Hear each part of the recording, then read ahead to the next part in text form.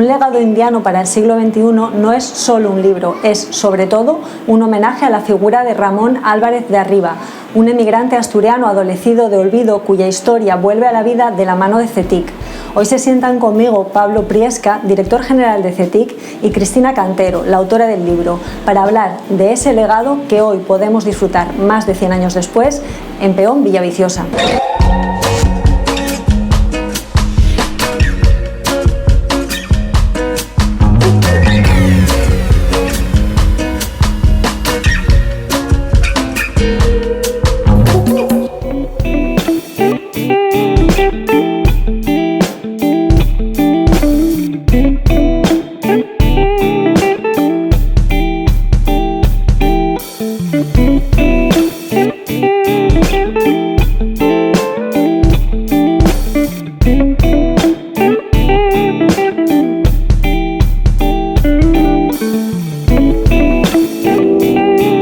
Pablo, Cristina, bienvenidos a Canal Prestoso. Muchas gracias. Se dice en la introducción que Ramón Álvarez de Arriba es una de esas personas afectadas por la desmemoria, y este libro es un homenaje que pretende recuperar su historia. Me gustaría que esta charla también fuera un homenaje, pero antes de entrar a conocer mejor al indiano, me gustaría destacar la iniciativa de CETIC y el gran trabajo de documentación que ha hecho Cristina. Así que podemos empezar, Pablo, si te parece, por el germen del proyecto. ¿Por qué hacer un libro para rescatar la historia de Ramón Álvarez de Arriba? Bueno, nosotros desde CETIC abrimos un centro de innovación tecnológica para medio rural en Peón. Mucha gente me pregunta qué nos motivó a abrir un centro de innovación tecnológica en una aldea. Yo os digo que esta es una historia larga, porque esta historia comienza hace 180 años. Y eso genera, por una parte, sorpresa y cierta incredulidad, ¿no? Pero a la vez curiosidad por conocer e interés por conocer la historia, ¿no? Nosotros abrimos un centro tecnológico para medio rural allí, pero que tiene una historia por detrás muy curiosa. Y este libro, digamos que salda de alguna forma una deuda con la persona que creó ahí una escuela práctica de agricultura, que fue Ramón Álvarez de Arriba, y con los vecinos de Peón, que mantuvieron en la memoria colectiva la importancia de este hombre para Peón como principal benefactor, pero sin embargo conocían muy poco de su vida y de su historia, simplemente que había emigrado a Cuba. ¿Por qué nosotros nos metimos en esta aventura? Pues porque nosotros estamos en el mundo de la tecnología, pero en nuestros estatutos tenemos muy claramente definida que nosotros debemos de responder con tecnología, con innovación tecnológica al desarrollo territorial. Y el territorio lo habitan las personas, y las personas tienen historia. Y Ramón y la fundación que se creó para gestionar la Escuela Práctica de Agricultura son nuestros antecedentes. Es decir, que Ramón forma parte ya de nuestra historia. Recuperar su figura para nosotros era importante. Y voy a poner un ejemplo muy claro. En los próximos meses inauguraremos un centro de investigación allí, un laboratorio de investigación, que ya están las obras finalizadas, para investigar sobre tecnología aplicada a nuevos cultivos. Y nosotros, son unas cámaras climáticas donde nosotros reproducimos los climas. Ramón, una de las asignaturas que tenía, que se impusieron en la Escuela Práctica de Agricultura, eran nuevas tecnologías agrícolas. Y esa asignatura aparece ya en los estatutos cuando él ya estaba muerto. Es la fundación que se creó para gestionar esto. Fueron escritos en Cuba en el año 37. Hablar de nuevas tecnologías agrícolas en España en el año 37 era algo... Estábamos en otro mundo. Sí. Cuba en ese momento tenía una influencia americana. Por lo tanto, fue una persona muy innovadora y nosotros recogemos ese legado de innovación. Ese legado de innovación que él impuso en la Escuela Práctica de Agricultura llevó a que en el año 75 la escuela de Peón, porque nosotros tenemos el centro, sí, y al lado del centro la escuela rural.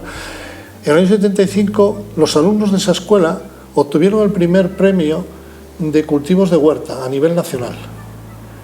Y nosotros ahora llevamos, ellos lo hicieron para el siglo XX y nosotros lo hacemos para el siglo XXI. Para el siglo XXI, como indica el título del libro.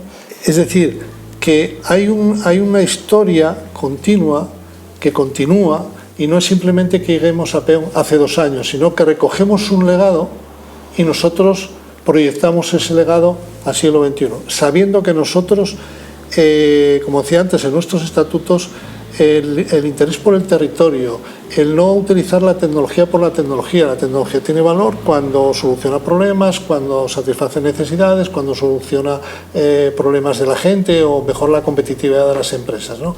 Esa idea de territorio y personas para nosotros es fundamental, y recuperar la historia de alguien que tuvo mucha influencia en Peón y en nuestra propia historia como centro tecnológico era una deuda. Y en esa tarea de recuperar la historia es donde entra en juego el papel de Cristina, que ha hecho una gran labor de documentación. Relatas en el libro que ha habido partes de esta historia de las que no había mucha documentación, primeros años de llegada a Cuba. Me gustaría que nos contaras un poco cómo ha sido esta travesía, no solo la de escribir el libro, sino también la de navegar en la vida de Ramón, porque a mí personalmente me ha enganchado el personaje. No sé si tú después de escribir el libro te has quedado como enganchada al personaje, ¿lo has podido olvidar? Bueno, pues desde luego ha sido una travesía ardua, pero muy agradable, porque ha sido como ir pelando una cebolla, porque cuando mantenemos las primeras reuniones no sabíamos ni siquiera la fecha de nacimiento de Ramón, sabíamos los pocos datos que constaban en el codicilo de él, de 1915, contábamos con una placa conmemorativa en el Cabildo de la Iglesia de Peón, que le ayudó a mejorar, y una fotografía aparecida en la revista Asturias Memoria Gráfica en 1916. Estos eran los datos con los que contábamos.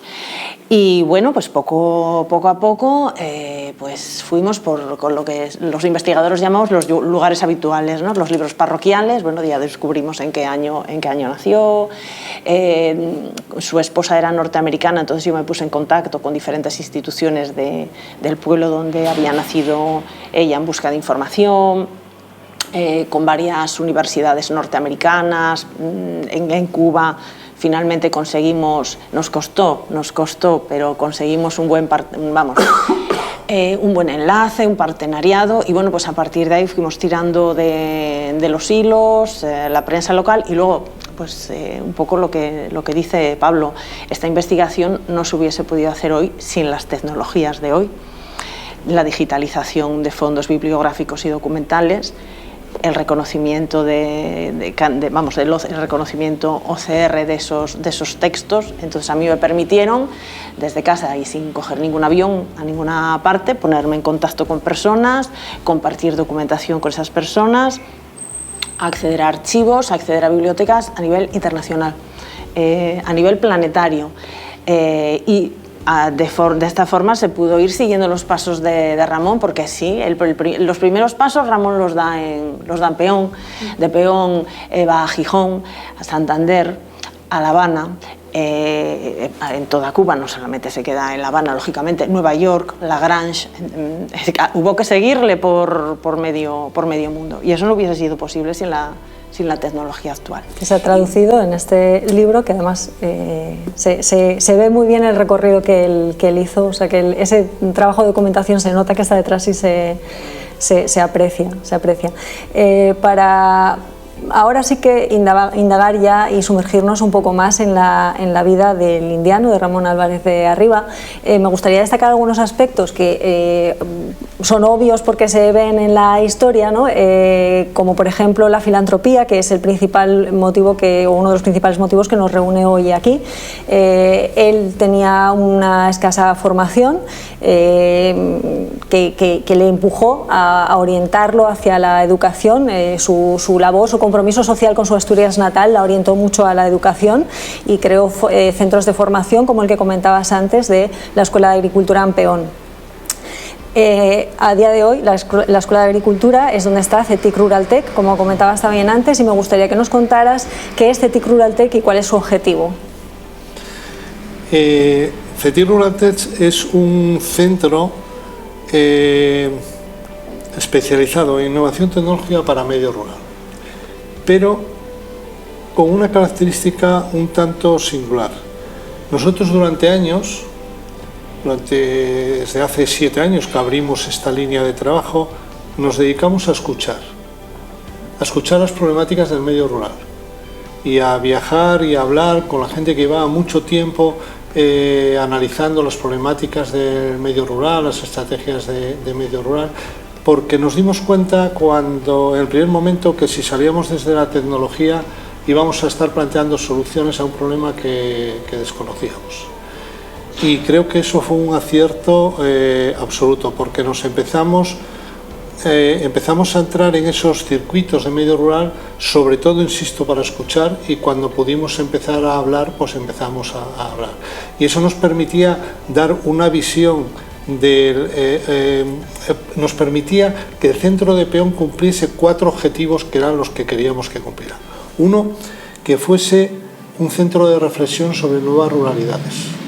La tecnología al final tiene que darse un contexto, y el contexto del medio rural es un contexto particular, incluso no es lo mismo medio rural en el norte de España que en Andalucía, pero que fuese un centro de referencia para el pensamiento de nuevas ruralidades.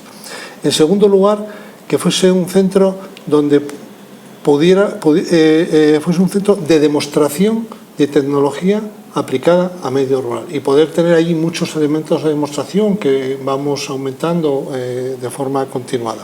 En tercer lugar, que desarrolle un lugar donde podríamos desarrollar tecnología relacionada con la mejora de la competitividad de las empresas, trabajar con empresas que están en el medio rural, agroganaderas, agroalimentarias. Y en cuarto lugar, que fuese un centro donde desarrollásemos tecnología asociada a la calidad de vida de las personas que habitan en medio rural. Estos son los 4 grandes ejes que mueven el centro de Peón, pero siempre entendiendo que la tecnología no deja de ser una herramienta y que nuestro compromiso es con el territorio.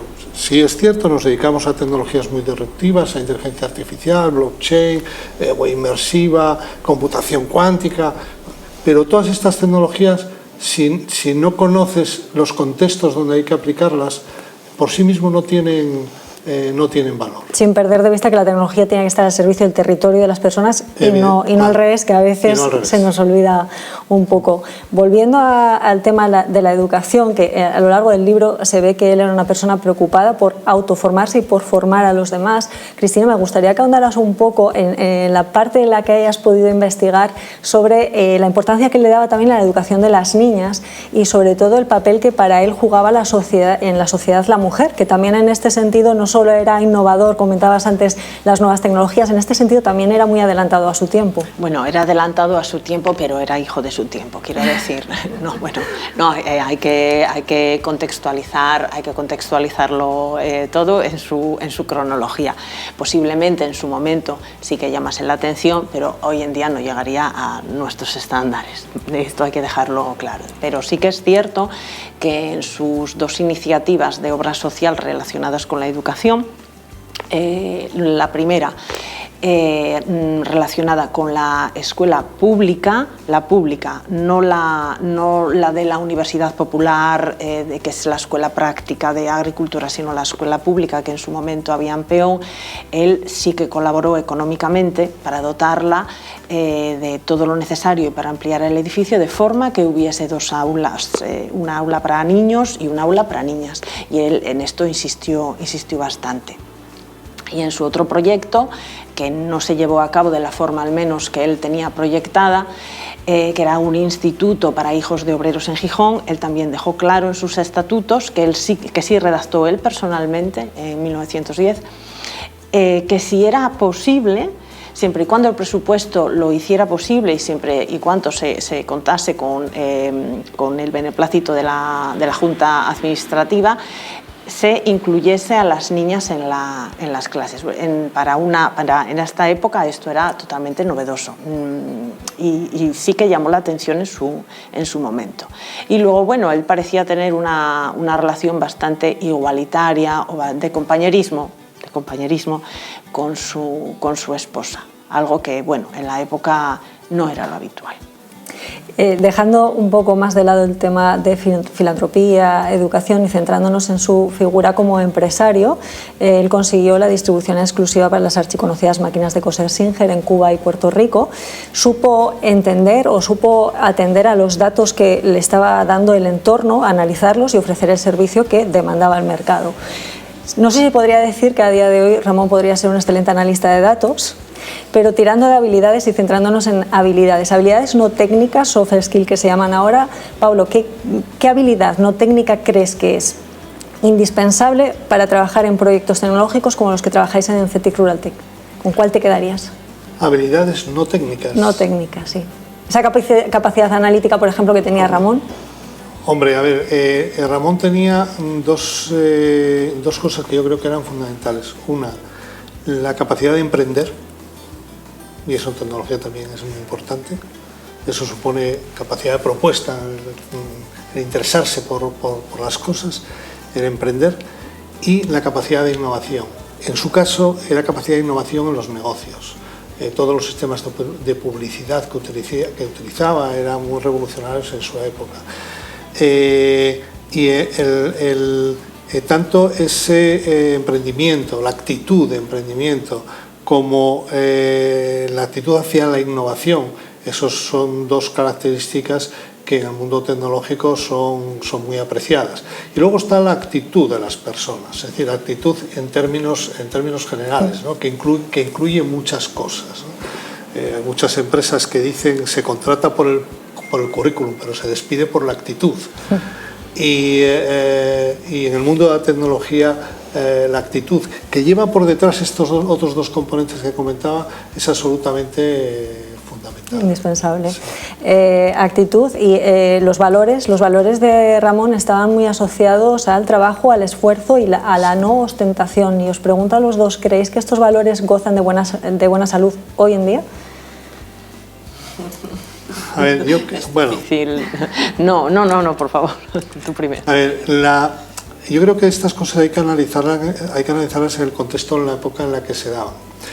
Hay una característica de los indianos, y eso lo conoce Cristina muy bien, era la ostentación, porque era gente que había salido fundamentalmente de zonas del mundo rural, en el caso de Asturias, y los pocos que triunfaban, pues los indianos eran los pocos que triunfaban, cuando venían tenían dos características. Por una parte, la ostentación para demostrar que habían triunfado, pero por otra parte un compromiso también con que había que ayudar al territorio. De ahí esas obras benéficas, las escuelas, las iglesias, este tipo de cosas, ¿no?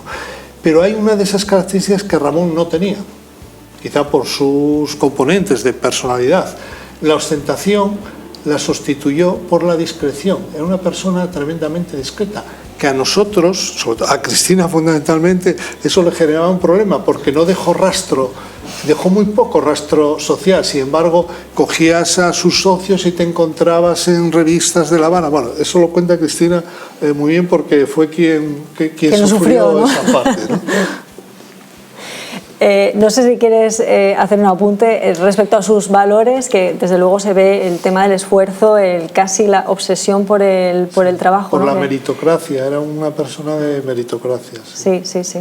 Bueno, a ver, la ostentación no deja de ser otra cosa que una estrategia disuasoria, es decir, ostentas mucho porque de esa forma evitas que el foco de luz se centre en tus carencias.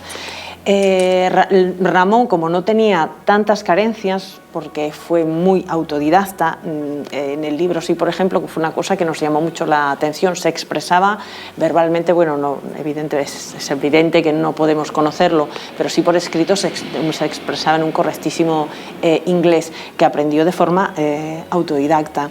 Los conocimientos comerciales que él tenía, todas las habilidades que previamente ha comentado Pablo, las adquirió en base a la experiencia. No tenía necesidad de desviar el foco de atención. Y luego, bueno, quizás esa ética cuasi protestante, de la ética del trabajo, la no necesidad de ostentación, la sobriedad, bueno, pues yo creo que se enmarcan todo en una forma de ser y estar en el mundo que es la de Ramón. Sí. Sí, y ya para acabar la charla, vamos a imaginar que Ramón no nació en 1839, que nació, vamos a poner, en 1990. ¿Qué tipo de proyecto creéis que estaría desarrollando ahora mismo en en CETIC Rural Tech? Porque seguro que estaba ahí desarrollando algún proyecto. ¿Cómo te lo imaginas? Es muy complicado, la verdad es que no me puse nunca en esa tesitura. hipótesis. Sí. Probablemente, yo creo que probablemente fuese un empresario de éxito. A lo mejor relacionado no necesariamente con el mundo del comercio, que era donde estaban prácticamente todos los inmigrantes asturianos que iban en ese momento a Cuba, pero por la capacidad de emprendimiento que tiene, que demostró en aquel momento, probablemente fuese un hombre de negocios, un empresario. Notable. Hacer, sí, cualquier tipo de hipótesis. Pues de luego la personalidad era de un empresario con un olfato, por no tener esa formación base, ir haciéndose en base a la experiencia, con un olfato para los negocios muy importante. Y a ese olfato habría que sumarle la capacidad de riesgo, porque en esos momentos moverse a Estados Unidos, moverse a Nueva York, para negociar con lo que era prácticamente una multinacional como Singer y defender que él iba a ser quien iba a llevar esas máquinas, y Singer con los años reconocerle que era un auténtico crack. Sí, sí. Porque en la biblioteca de Singer, que estaba en la biblioteca de Nueva York, ¿no?, los archivos de Singer, bueno, había un aprecio a que había un representante de Singer en Puerto Rico y en Cuba que era un crack vendiendo máquinas. Que le quitó la competencia de encima, ¿no? Consiguió que sí, liderara... Bueno, luego las cosas evolucionaron. Nada. Pero bueno, Yo me quedo con el mensaje bonito, le quitó la competencia. No, hizo que Singer fuera la marca más vendida en Cuba y Puerto Rico durante casi 20 y pico años. Sí. ¿Tú lo imaginas de alguna manera ahora mismo, si lo tuvieras que imaginar? Bof, no te sabría, no me arriesgo. No sabría decir, porque además es un personaje que es fruto de sus circunstancias. Entonces, claro, si hoy en día, pues seguramente con 14 años estaría escolarizado y no emprendería ese viaje. Eso marca, claro, esa experiencia te marca de por vida y te hace ver las cosas de una forma que es irrepetible. Entonces, claro, hoy en día, si hubiese sido ese chico que tú decías que habría nacido en la década de los 90, muchas de las experiencias que marcaron de forma indeleble el rasgo de la personalidad de Ramón no se darían. Entonces, ¿quién sabe? ¿Quién sabe? Es una incógnita. La historia es así. Pues Pablo, Cristina, muchísimas gracias por este ratito. Os dejo que vayáis a presentar el libro. Me ha encantado conocer la historia de Ramón. Creo que habéis hecho un excelente trabajo. Felicitar a Cristina por su labor de documentación y a CETIC por esta iniciativa. Y... muchas gracias a vosotros. Nada. Gracias a vosotros. Vosotros os dejaremos en la descripción de este vídeo la web de la Fundación CETIC para que podáis conocer un poquito mejor la vida de Ramón, más allá de lo que aquí se ha dicho, y yo os espero la semana que viene en Tendencias del canal Presto Zoom.